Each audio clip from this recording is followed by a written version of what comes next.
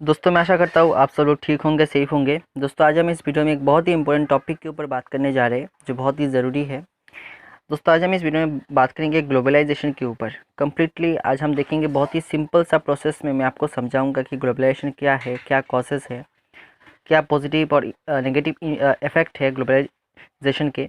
तो बहुत ही important video होगा दोस्तों। चलिए वीडियो को स्टार्ट करते हैं। वीडियो को स्टार्ट करने से पहले दोस्तों प्लीज़ सब्सक्राइब कीजिए, उसके बाद बेल आइकन को प्रेस करके और क्वेश्चन क्लिक कीजिए। थैंक यू सो मच दोस्तों। वीडियो को स्टार्ट करते हैं, लेट्स बिगिन।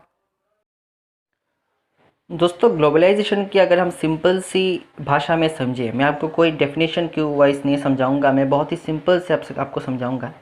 तो सिंपल सा प्रोसेस ये है कि globalisation is the political, social, economic और cultural interaction of a country with other countries in the world.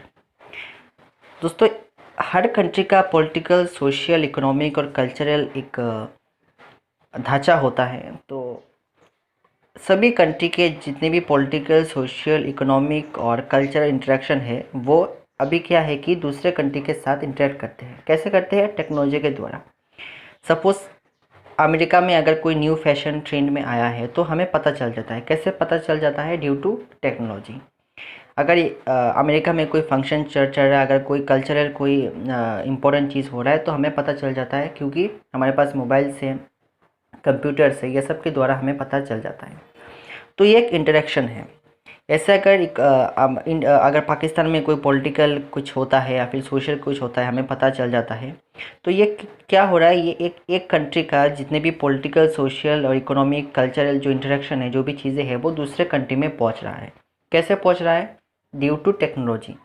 तो ये जो इंटरेक्शन है, हम जो एक कंट्री के लोग दूसरे कंट्री के जो जो भी social, political, economic, cultural event के साथ जो हम इंटरेक्ट करते हैं, हम देखते हैं, उसे कहते हैं ग्लोबलाइजेशन। तो ग्लोबलाइजेशन सिंपल सा प्रोसेस ये है कि एक कंट्री के साथ दूसरे कंट्री का जो एक कम्युनिकेशन है ड्यू टू टेक्नोलॉजी, इसे हम कहते हैं ग्लोबलाइजेशन।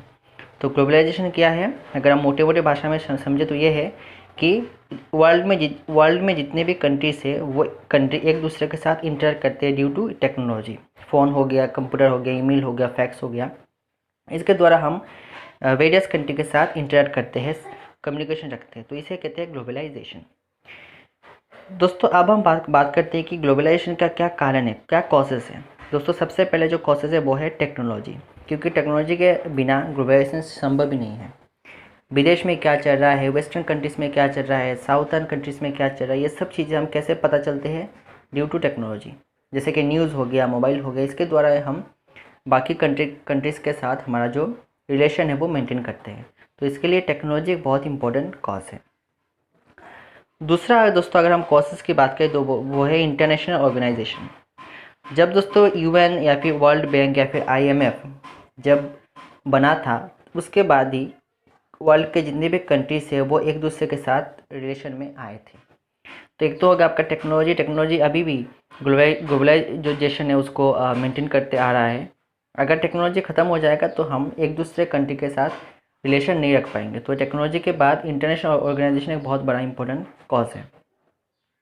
अब दोस्तों अगर हम इफेक्ट की बात करें, जो इम्पैक्ट होता है कि ग्लोबलाइजेशन तो है लेकिन इसका क्या इम्पैक्ट है, पॉजिटिव नेगेटिव क्या इम्पैक्ट है।